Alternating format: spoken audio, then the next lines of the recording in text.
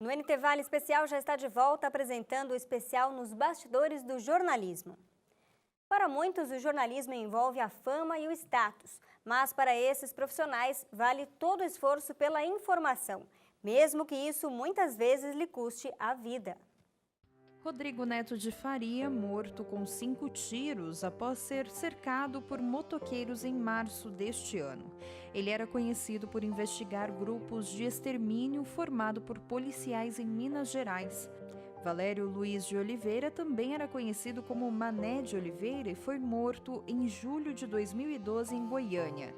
Laércio de Souza, na Bahia, Mário Lopes, no Rio de Janeiro e Paulo Rodrigues, no Mato Grosso do Sul, também foram executados a tiros no ano passado. Eles fazem parte de uma triste estatística divulgada no mês passado, onde diz que o Brasil é o terceiro país do mundo em números de jornalistas mortos. Apenas países em guerra ficam atrás. Jornalista tem medo? Tem, sem dúvida. Você já teve medo? Sim, já tive medo, claro. Do quê? A ameaça, por exemplo, né? Já foi ameaçado? Oi? Já foi ameaçado? Já fui ameaçado. Eu acho que boa parte dos jornalistas já foram. Né? Já fui ameaçado, mas eu acho o seguinte, é que ninguém é louco para, dizer assim, correr um risco desnecessário. Mas eu acho que um risco calculado a gente corre todo dia. Bruno, você já fez algum tipo de trabalho, já fez alguma matéria, alguma pesquisa que foi criticada pelo público? Sim, muito. Muitas críticas, especialmente por quem está envolvido com o assunto. Ataques pessoais contra a imparcialidade. É difícil ser imparcial, mas Esse é o ponto que o jornalista não gosta muito, né? Que ele recebe críticas também, né, diariamente.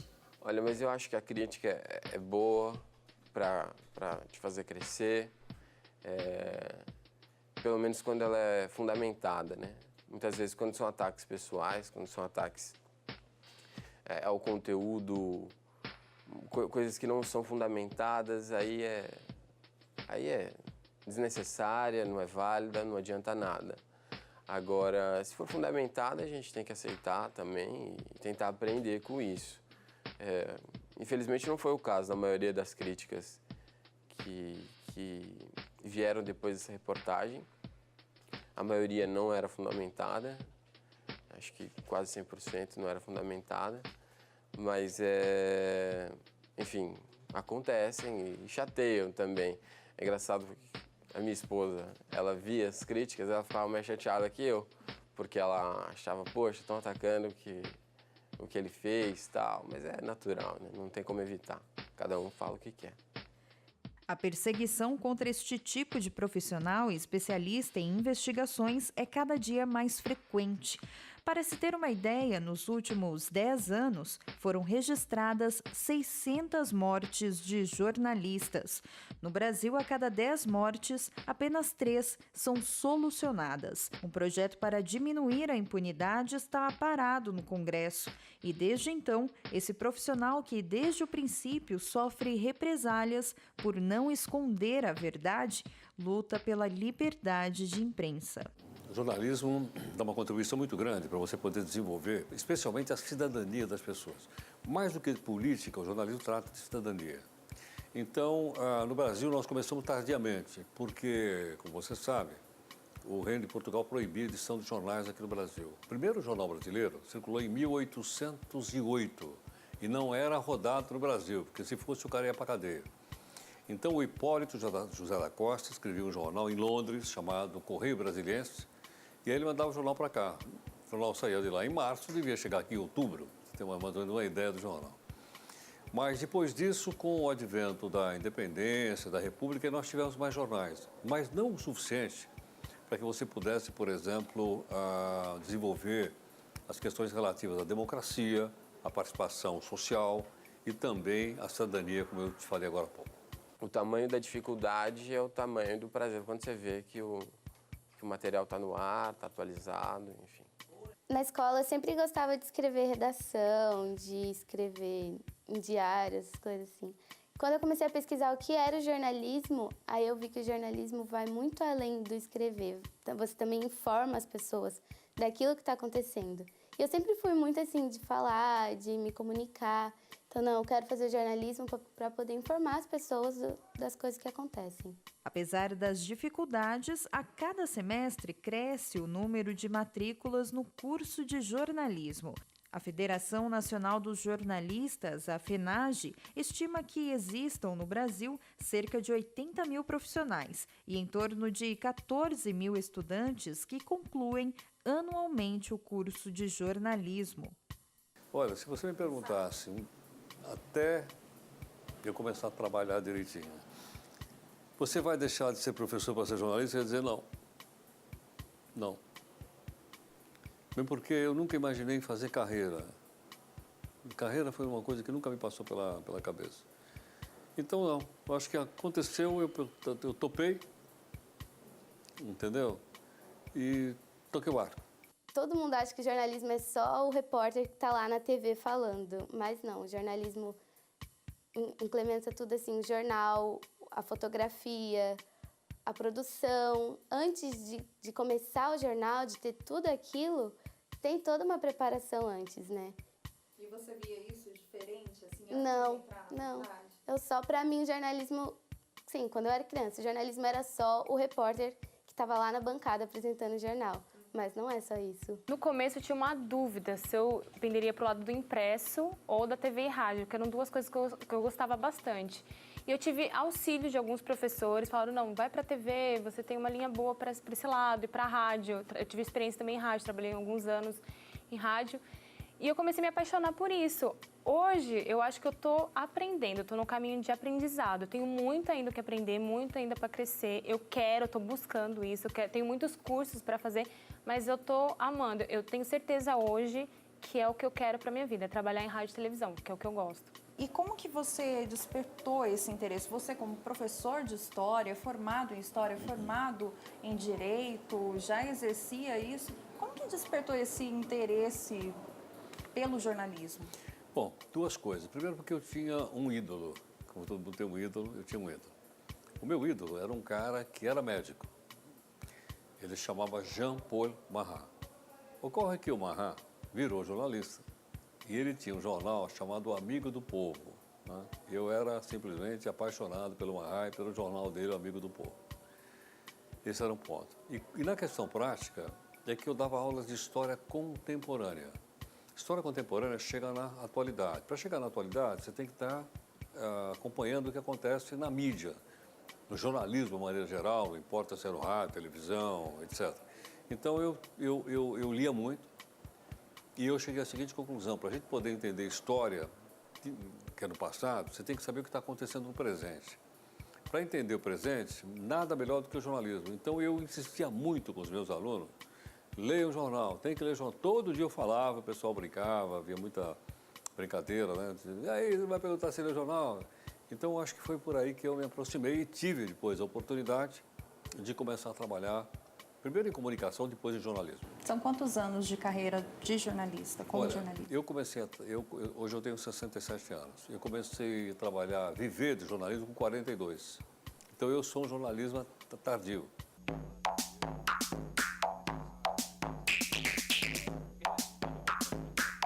E vamos agora, então, com mais informações. Eu acho que o que mais me marcou sempre foi a possibilidade de conviver com pessoas que me ensinaram coisas. Eu sempre fui um cara muito atento, desde quando eu dava aula. Quando eu dava aula, às vezes eu tinha uma janela. Eu tinha a primeira aula e a terceira. O que eu vou fazer na segunda aula? Eu pegava e ia assistir a aula de um colega meu. Então eu assistia aula de matemática, de biologia, de coisas absolutamente separadas da minha. Eu sentava na sala de aula e assistia. Então eu aprendia com ele. E com o jornalismo eu usei o mesmo método. Então, por exemplo, eu via um jornalista como Paulo Henrique Amorim, com o qual eu trabalhei na TV Cultura. Eu assisti o programa do Paulo, que ele era antes do jornal, e aprendi muita técnica de entrevista que o Paulo desenvolveu. Paulo, que hoje trabalha aqui na Record. Eu nunca tinha visto ninguém fazer entrevistas tão cirúrgicas como ele fazia. entendeu? O Paulo abria a entrevista e era no ponto que todo mundo queria saber. Eu estou citando um exemplo, há outros, obviamente, mas eu digo, então acho que é isso que vai enriquecendo a gente ir aprendendo com aqueles que também fazem a mesma coisa. Dizem que jornalista não tem vida social, né? E você tem tido a sua normalmente ou tá... Durante o dia é sempre corrido, porque como são 3 programas assim ao mesmo tempo, então tem hora que fica super corrido e você tem que dar uma parada para respirar e pensar o que eu vou fazer agora. Então assim, durante o dia é super corrido e você tem que estar sempre atualizado. Então isso para a cabeça tem hora que pesa muito e você fala, ai meu pai, não vai dar certo. Aí quando chega em casa também de noite, eu nem ligo a televisão, não quero saber o que está acontecendo, porque já é muita informação para aquele dia. E só no outro dia de manhã para atualizar de novo. Mas já chegou a ficar até mais tarde? Já cheguei a ficar até mais tarde. Às vezes precisa, né, substituir alguém ou ajudar no jornal, então tem que ficar às vezes mais até tarde. Faz parte da profissão, né? Faz parte, no jornalismo é assim mesmo. Certo. Feriados não existem, né? Feriado é para quem pode, no jornalismo não funciona assim. Então, feriado a gente está aqui. Trabalhando, sempre. Sempre. Se você trabalha como eu trabalhei em 2 veículos de comunicação simultaneamente, sobra muito pouco tempo, sem dúvida. Mas eu acho que ainda assim dá para conciliar, né? Se você fizer um esforço, dá para conciliar. E se você tiver também outras, vamos dizer assim, outros pilares de apoio, que não sejam só de ganhar dinheiro ou de você manter a sua família. Por exemplo, religião. Né? Eu não estou só falando só para jornalistas, para todos os seres humanos, mas eu acho que a religião é um apoio considerável. Eu mesmo sou religioso. A missão do Jornalismo Novo Tempo é mostrar em que período da história nós estamos vivendo. E que as pessoas compreendam o que é que está envolvido nesse momento da história que nós estamos vivendo. E por isso a gente trata de todos os assuntos, sempre falando a verdade, para que as pessoas saibam exatamente de onde nós viemos, como humanidade, como seres humanos, e para onde nós vamos. Então, eu posso dizer que a gente é imparcial quando a gente trata dos diversos assuntos, mas se eu for analisar isso bem a fundo mesmo, essa ideia de imparcialidade, eu tenho que ser justo em dizer que essa imparcialidade tem limite na nossa visão cristã, na nossa visão criacionista, inclusive, do mundo, e na nossa visão escatológica também do mundo. A gente sempre vai analisar sobre esse pressuposto. Assim como outros jornalistas de outros veículos vão sempre olhar baseado nos seus pressupostos, né, nas suas premissas. E isso é uma realidade do mundo hoje. Mas a gente sempre vai falar a verdade, isso é certo. Quais têm sido os resultados? Você tem um fato, alguma história legal aí para contar pra gente? De alguma experiência de algum telespectador? Tenho. A gente fez uma série chamada Vida no Campo, onde a gente mostrou pessoas que saíram de centros grandes, como São Paulo, por exemplo, e Rio de Janeiro, e foram morar em sítios, fazendas. Depois que a gente fez essa série, várias pessoas entraram em contato com a gente, falando que querem também fazer isso, que gostaram muito, pediram contato para entrar em contato com essas pessoas que a gente gravou, para pedir auxílio, para saber como fazer. Uma pessoa também pessoalmente já chegou em mim e já disse que graças a esse programa ela decidiu ter uma vida mais tranquila também no sítio, que ela quer mudar a vida dela, que ela tem muitos problemas de saúde, porque essas pessoas que mudaram, muitas delas foi devido a problemas de saúde e foram recomendações médicas e elas foram curadas no campo. Então, muita gente procurou e tem gente já mudando por causa do programa. E o Novo Campo vai ficando por aqui. Como você resumiria a profissão, o profissional jornalista atual? Bom, eu acho que ele hoje tem uma oportunidade maior do que qualquer outro jornalista do passado teve, de conhecimento e possibilidade de trabalho. Por que razão? Porque hoje, com as mídias sociais, eu não dependo de nenhuma instituição para ter a minha própria mídia social. Eu posso ter um blog, eu posso ter um Twitter, eu posso ter um Facebook, eu posso ter um site, eu posso ter uma coluna, eu posso ter um blog, como eu tenho. Né? O que eu preciso é conquistar as pessoas para o meu veículo. E eles me distinguirem no meio desse mar de blogs que existe, desse mar de twitters que existe. Né? Então, eu acho que você se distingue quando as pessoas percebem que você tem credibilidade, que você busca coisas novas, que você ouve as pessoas que pensam diferentemente de você. Então, eu acho que é por aí. Mas como alcançar a credibilidade?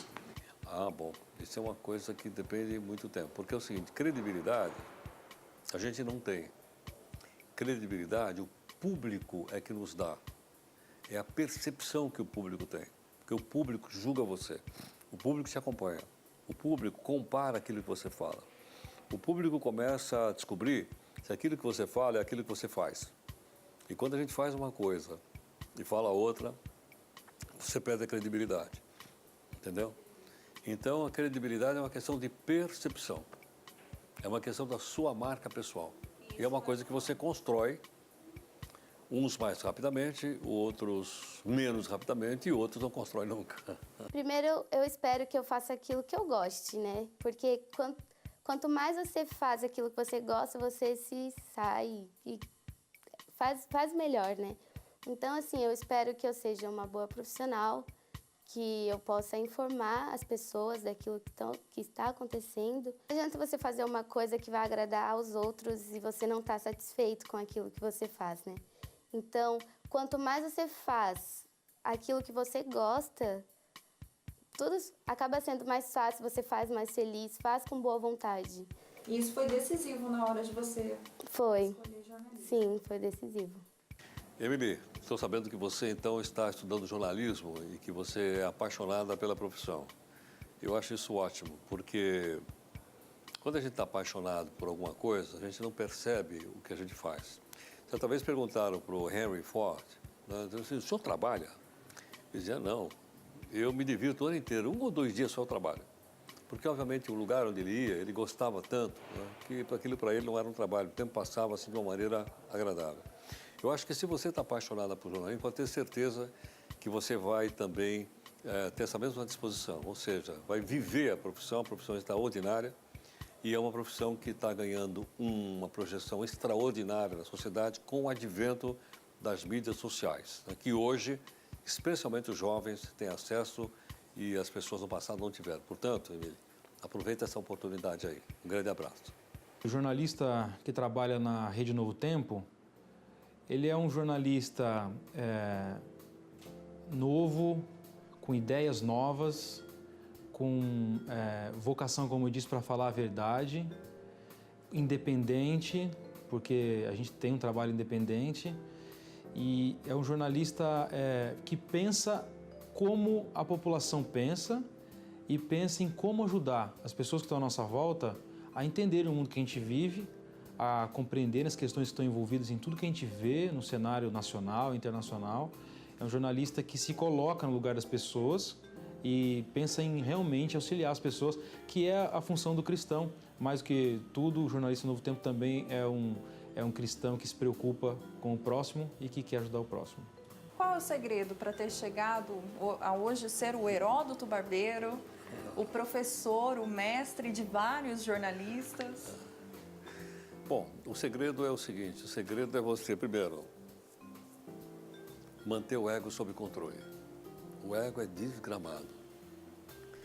O ego faz a gente cometer coisas inacreditáveis, né? O ego vem seguido de você achar que é o tal, que você é o bom, que você é isso, que você é aquilo, quando você, na verdade, não é nada disso. Então, eu acho que o ego é um excelente servo, mas um péssimo patrão. Então, a gente tem que mantê-lo sob controle.